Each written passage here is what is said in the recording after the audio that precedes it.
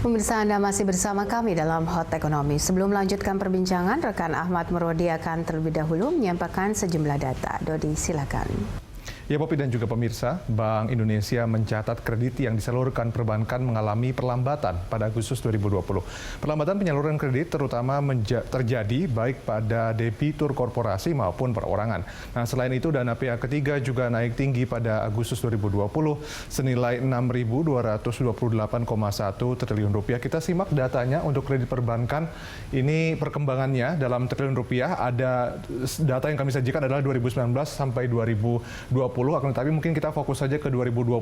Anda bisa lihat mulai Maret sebetulnya ada tren kenaikan dari Januari sampai Maret ya, 5.703 triliun rupiah. Tapi kemudian secara gradual ini terus turun dari Maret sampai Agustus. Agustus hanya 5.520,9 triliun rupiah. Kalau kita lihat dalam kacamata persentase juga terlihat seperti itu, 7,2% pemirsa di 2020 bulan Maret, tapi kemudian angkanya terus turun. April 5,1, kemudian Mei 2,4, Juni dan Juli sempat bertahan di angka 1%, tapi kemudian di bulan Agustus di bawah 1%, yaitu 0,6%. Kemudian ini adalah tadi kita coba bagi di bulan Juli dan Agustus 2020, ini kita bedah menjadi korporasi dan perorangan. Untuk Juli 0,9% kenaikannya dan perorangannya 1,5% sehingga total 1%. Kemudian di bulan Agustus korporasi 0,7, kemudian perorangannya 1, totalnya 0,6%. Selanjutnya ini adalah pertumbuhan kredit berdasarkan penggunaan dalam triliun rupiah, lagi-lagi di bulan Juli 2020 dan juga Agustus 2020. Kalau dari segi banyaknya memang paling banyak adalah kredit modal kerja ya, di bulan Agustus 2.471,1 triliun rupiah. Selanjutnya kredit konsumsi paling banyak kedua yaitu 1.584,4 triliun rupiah dan dilanjutkan dengan kredit investasi 1.465,4 triliun rupiah. Kemudian yang paling sedikit adalah untuk kredit kendaraan 121,3 triliun rupiah.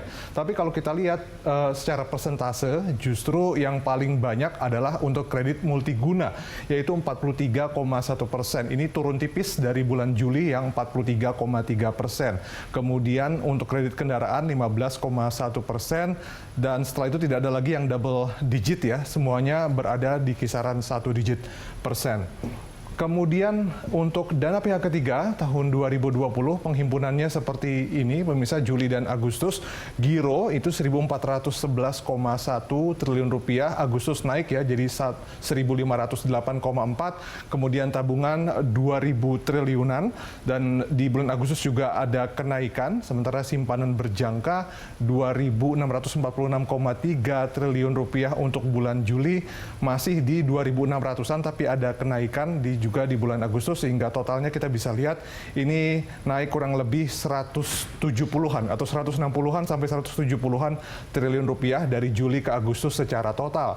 Selanjutnya kita juga bisa lihat ini persentasenya ya di bulan Juli sampai Agustus di gironya sendiri 11,2 untuk Juli, sementara di Agustus 22,2%. Kemudian untuk tabungan 8,2 di Juli, di Agustus 10,2%, sementara simpanan berjangka 5,5% di Juli, naik tipis di Agustus 5,9%. Totalnya Anda bisa lihat ada kenaikan 3,2%. Ya, demikian Popi Zaidra informasi yang dapat saya sampaikan, kembali ke Anda. Dodi, terima kasih. Pemirsa, kami lanjutkan Hot Ekonomi usai jeda.